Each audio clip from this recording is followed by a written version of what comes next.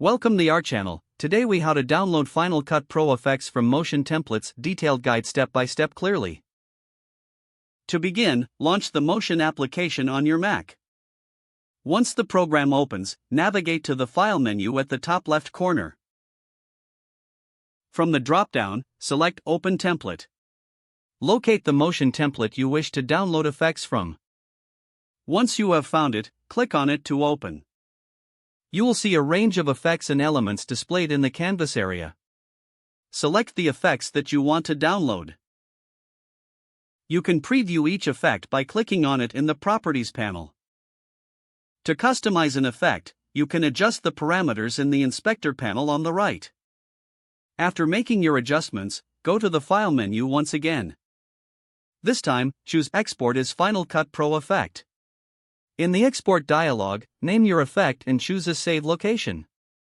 Ensure that you select the correct categories for easy access later. When you are satisfied with your selections, click Save. Next, open Final Cut Pro on your Mac. In Final Cut Pro, navigate to the Effects browser. Here, you will find a section labeled Purchased. Locate the custom effect you just exported from Motion. Drag and drop the effect onto your timeline. Your downloaded effect is now ready to use in your project. Feel free to make any further adjustments in Final Cut Pro if needed. Experiment with different filters and parameters to achieve the desired outcome.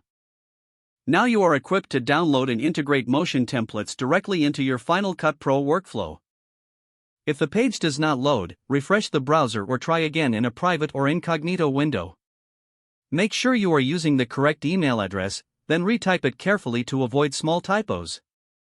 If your password is not accepted, use the reset option and create a new strong password you can remember. Check your spam folder for verification or security emails, then complete any requested confirmation steps.